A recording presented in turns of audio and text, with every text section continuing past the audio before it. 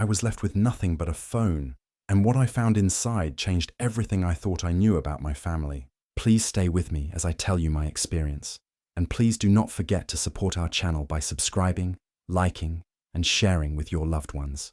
My father's final moments were quiet. He didn't speak to me, not even a glance. All his attention was on my brother, Daniel. They talked in whispers behind closed doors while I sat in the hallway, wondering what was being decided in that room. When Daniel walked out, he wore a smile, the kind you wear when you know something no one else does. At the reading of the will, I learned what that something was. My brother inherited everything, the companies, the properties, the investments, all $500 million worth. When the lawyer said my name, it was only to mention a small item. Your father's personal effects, he said, handing over an old, scratched-up phone. That was it. No explanations. No apologies. That night, I turned it on out of habit more than hope. I expected a few saved contacts or maybe some forgotten photos. Instead, I found a strange flicker in the lower corner of the screen. A glitch, I thought at first. But when I pressed it, the phone vibrated. A new screen opened, revealing a hidden vault of files. No labels, no icons, just strings of letters, voice memos, passwords, and one file marked map. When I tapped play, my father's voice came through. If you're hearing this, then he got what he wanted, but he didn't win. You were always the one I trusted. Now it's up to you. It was more than just a message. There were names, dates, a list of payments made to Daniel, a lawyer bribed to alter legal documents, bank accounts, locations. Everything was laid out, quietly recorded, and meticulously organized by my father before he passed. I followed the clues. One led to a post office box in New Jersey. Inside was a key to a storage unit in Nevada. There I found original copies of documents, real estate deeds, transfer contracts, the original unaltered will with my name listed first. Daniel didn't just receive the inheritance. He orchestrated a plan to take it. He corrupted the system and buried the truth. Piece by piece, I collected what I needed. I reached out to people my father had once trusted, the few who hadn't turned. I went through courts, investigators, and lawyers. I exposed everything. In the end, what I held in my hand that day wasn't just a phone. It was my father's last move, his silent way of fighting back. While my brother walked away with wealth, I walked away with the proof that rewrote everything, and I wouldn't trade that for anything. My brother cried at the funeral, loud sobs, trembling hands, hugging anyone who'd watch. But I knew better. The ink on the transfer documents was still fresh. He had already moved the trust fund into his name before our father's body had gone cold. The lawyers didn't question it. Neither did anyone else. I might as well have been a ghost during the will reading. No eye contact, no mention, no share, just silence. That night, as I sat alone in the old house, the phone buzzed in my pocket, but it was turned off. I pulled it out, confused, and watched as the screen slowly lit up. A notification blinked once, then disappeared. The home screen was empty, except for a new folder marked only with a red dot. Inside were 7 voice memos, each titled with a name and a date. My father's voice came through, worn and deliberate. He spoke of betrayals, not just against him, but against the people who once trusted our family name. Every recording revealed a different wound, a partner who stole, a friend who lied, and my brother, who went beyond betrayal. In one recording, my father whispered, "I know what's happening. They're poisoning me, slowly, quietly, but I'm not afraid, because I've hidden everything they fear the most." Each file came with coordinates. One led me to a remote cabin in Vermont that I barely remembered from childhood. I dug through layers of dust and rot until I hit something solid beneath the floorboards. A metal box, wrapped in plastic. Inside were documents, letters, photos, a burner phone, a final recording. My father said, "If you found this, you're the only one I could trust. He took everything, but this is leverage." What I held in that box changed everything. Bank statements showing illegal transfers, surveillance stills, forged signatures. It wasn't paranoia, it was evidence, and it was enough to unravel everything my brother thought he secured. He didn't just inherit the empire, he silenced everyone who stood in his way, but not me. Now I had the one thing he couldn't erase, the truth, and I wasn't going to stay invisible anymore. My dad was many things, a businessman, a strategist, a man who rarely showed emotion, but I never thought killer would be one of them. After his funeral, The house felt colder than usual. My brother walked out with confidence, the legal papers already processed, the inheritance already his.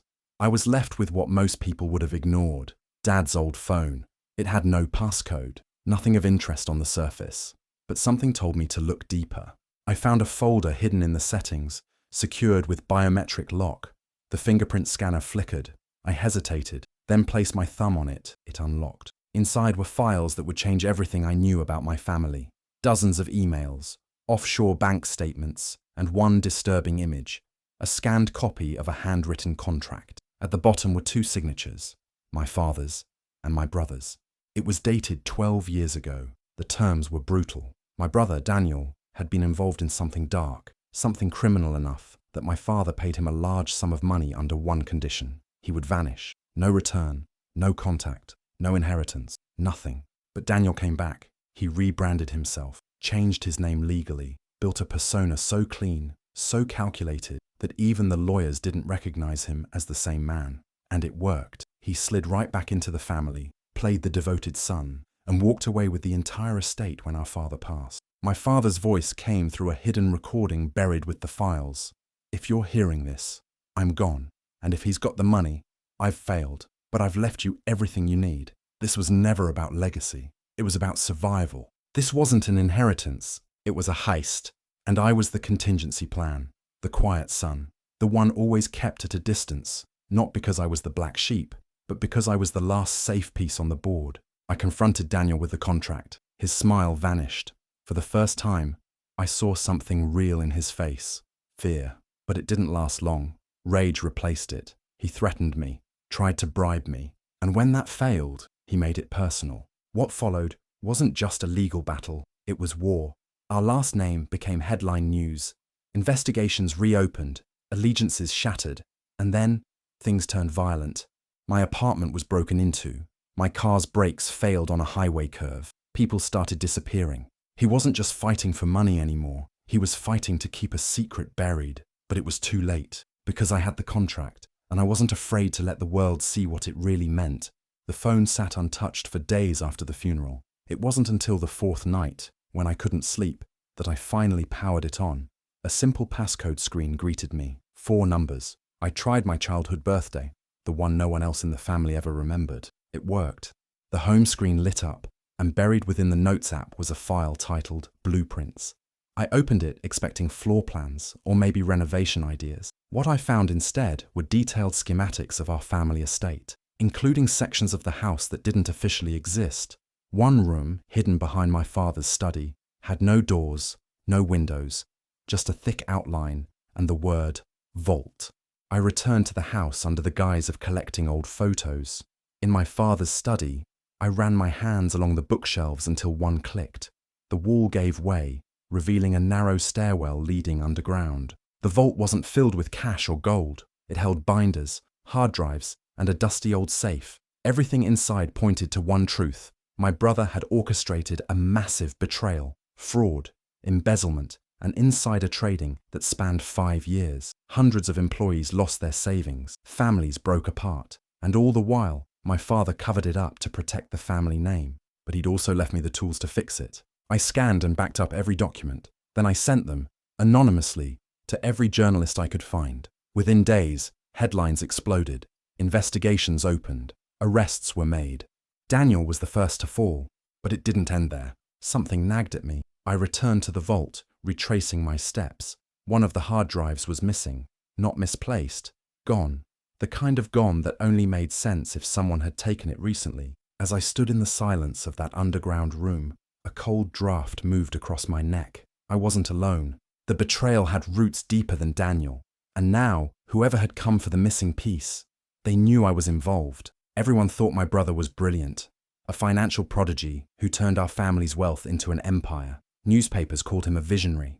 Investors trusted him blindly. Even at the funeral, they whispered about how much more he'd accomplish now that he had full control. But my father wasn't fooled, not in the end. He left me nothing but his old phone, a cracked device no one would have given a second glance. I powered it on, expecting maybe a voice memo or some photos. Instead, I found a hidden folder filled with screenshots of text messages between my brother and a Russian shell corporation. Payments, fake names, A money trail that led to places I couldn't pronounce. The numbers were staggering. Billions moved in and out like a magician's sleight of hand. My father had found out, but it was too late. His name was already tied to the shell company. The scandal was ready to erupt, and I realized quickly I was being positioned as the fall guy. One text read, "If it leaks, we blame him. He's already been sidelined. Easy target." The name in the message was mine, so I did what I had to. I took a job no one would question. My brother's assistant, quiet, invisible, always listening. Over weeks, I built a trail. I traced wire transfers to offshore accounts in Cyprus, legal fees paid in cash to lawyers who wouldn't testify, and files scrubbed clean from databases. But I had one advantage my brother never knew about. There was a camera in my father's office, one he installed secretly during the last few months of his life. It was linked to his phone, and it had recorded everything. One video showed my brother forging documents. Another captured a conversation, him threatening a witness to vanish. I uploaded it anonymously to a whistleblower platform, along with a detailed report. Then I waited. The fallout was instant. His face was everywhere, not on finance magazine covers this time, but on screens beneath bold headlines. The empire began to collapse, and while the world scrambled to make sense of it all, I stood quietly in the shadows. No longer the forgotten son, no longer the scapegoat, but the one who survived the fire and made sure the mask finally slipped. "Son, I know this sounds paranoid, but your brother's not who you think he is." That voice woke me up at 3 a.m. My father's voice, crackling from the phone he left me. The phone was off. I hadn't touched it in days. But there it was, glowing faintly on the nightstand, playing a message I never triggered. At first, I thought it was a glitch. Then I noticed the file was labeled with coordinates, my current location. The message had been scheduled to activate when I was physically present in certain places. My father had turned his phone into a messenger from the grave. That was the first of many. A few days later, I had to visit our family's bank to handle the last of Dad's accounts. As I stepped through the doors, the phone vibrated again.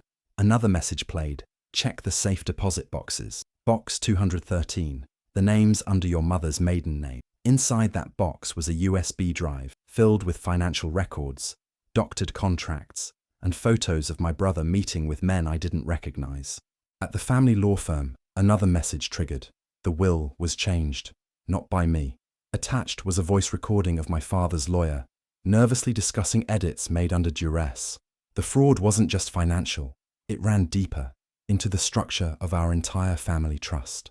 Then came the message at the grave. "I'm sorry I didn't protect you, but if you're still listening, it means you're stronger than I was." Every revelation made the ground feel less stable.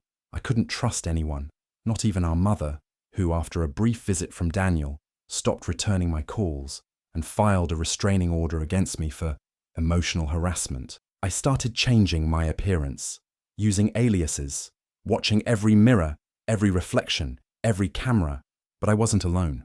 The final message wasn't addressed just to me. My father had left it for both of you. I didn't know who the second person was until a knock came at my door. It was Elise, my half-sister. I hadn't seen her in over a decade. She'd vanished after a falling out with Dad, but the message had found her too. We compared what we knew. Her data confirmed mine, and together we did what our father never could. We exposed Daniel, dismantled his stolen empire, and cleared our names.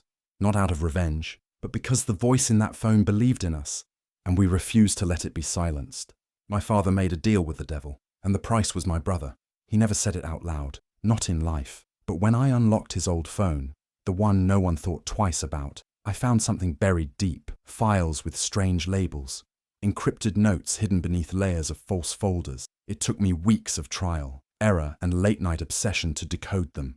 What they revealed made my blood run cold. Decades ago, my father entered into a secret pact with a cartel. In exchange for investment money to build the family business from the ground up, he offered loyalty and something else, the involvement of his firstborn in whatever operations the cartel deemed necessary. It was all there.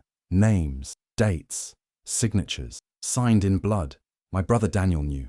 He wasn't a victim. He accepted the role, played his part, and benefited from the wealth and protection that came with it. His luxury wasn't just privilege, it was payment. A life lived lavishly in exchange for silence, for service, for secrets he hoped would never come to light. But my father had doubts in his final years. The notes turned into journal entries. Paranoia, guilt, regret. He wrote about how he couldn't stop Daniel from going too far, laundering money, trafficking influence, eliminating threats. The family legacy had become a cage.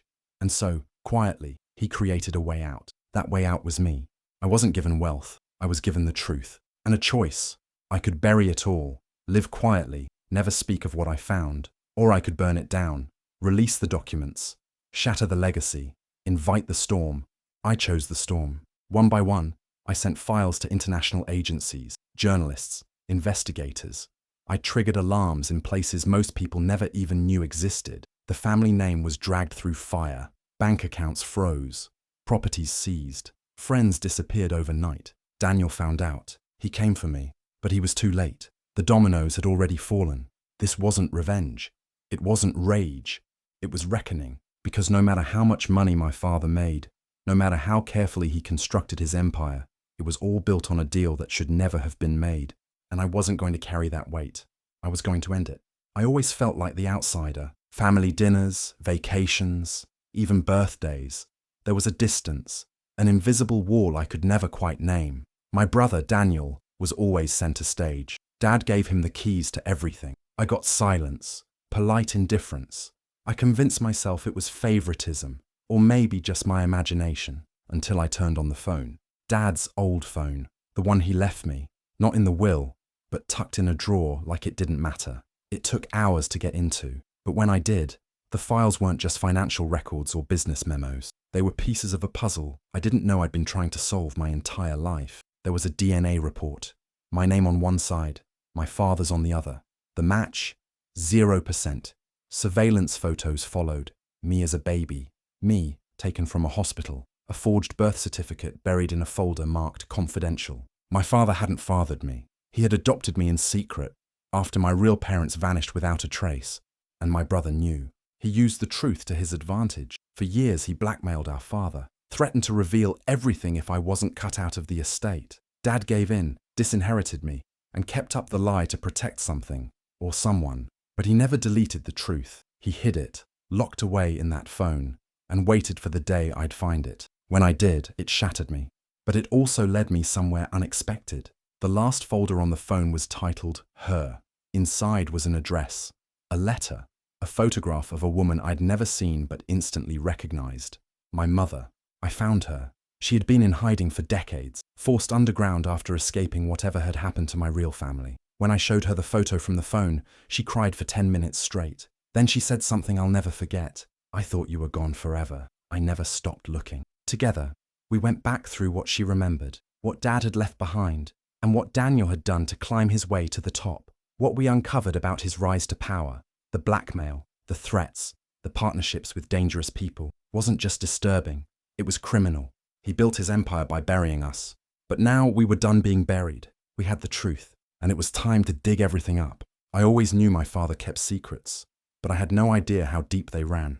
After his funeral, I received a worn-out phone that barely held a charge. It didn't look like much, just another relic from a man who seemed to live 10 steps ahead of everyone. But when I turned it on, I realized it wasn't just a personal device. It was something else entirely, a field device. My father had been an intelligence contractor, quiet work, black ops, no records, no trace. He lived 2 lives, and not even his family knew the truth. I was poking around the settings when I accidentally triggered something, a data dump, thousands of files hidden deep behind layers of encrypted code, audio logs, intercepted communications, photos, GPS trails, and even redacted government memos.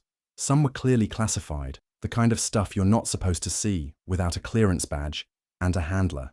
But it wasn't just intel. Buried among the files was a video, grainy, time-stamped, but unmistakable. My brother, Daniel, shaking hands with a foreign operative, voices discussing backdoor deals, offshore accounts, and confidential information passed like it was just another business transaction. He hadn't just betrayed our family, he'd betrayed the country. I packaged the video with timestamps and metadata, then took it to the authorities. I expected urgency, action.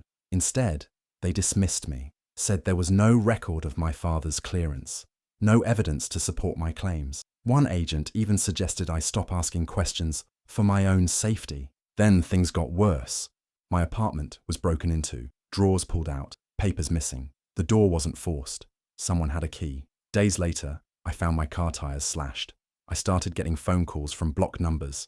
Silence on the other end, just breathing. My brother was watching. He knew I had seen too much, but I still had one thing he didn't expect. Another message from my father. Hidden in a backup folder was a set of GPS coordinates and a line of text. Trust isn't just for one. I followed it to a storage unit across the state. Inside, taped under a desk, was a second phone. This one had new files, but it also had contacts, instructions, a list of people my father had prepared, people like me, people he trusted. I wasn't alone in this. And if Daniel thought he could silence the truth, he was about to learn just how many ghosts our father left behind. The day the will was read, I knew something was wrong. My father had always been deliberate, structured, and painfully fair. So when the lawyer announced my brother as the sole heir, cutting me out completely, I didn't just feel shocked. I felt betrayed, but something didn't add up. My father would never do that, not without explanation, not without a word. All I had was his old phone, forgotten in a desk drawer, the screen cracked, battery nearly dead.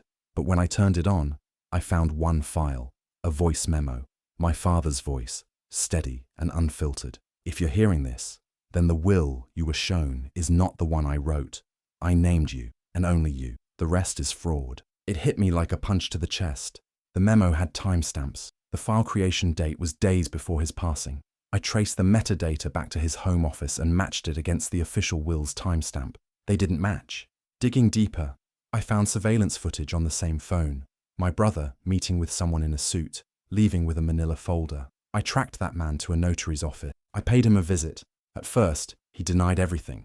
But when I played the memo and mentioned legal exposure, he broke. I recorded the confession as he admitted he was paid to witness a forged will. I was told it was a dying man's final wish, he muttered. I didn't ask questions. I posted the video online. It went viral within hours.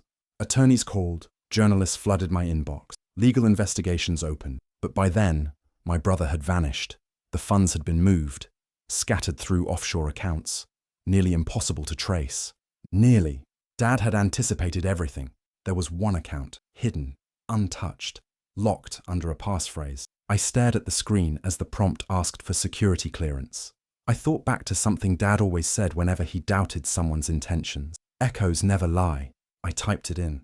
The screen blinked green. The account was mine. He had planned for this. And while my brother ran from the truth, I inherited not just the fortune, but the legacy built on something no one could forge. My father's voice, his intent, his echo. Do you think my brother will ever be caught? Or will he keep hiding behind forged documents and offshore accounts? Let me know what you think in the comments. I'd really love to hear your thoughts. And if you enjoy stories filled with secrets, betrayal, and twists you didn't see coming, don't forget to subscribe and hit the notification bell so you never miss one.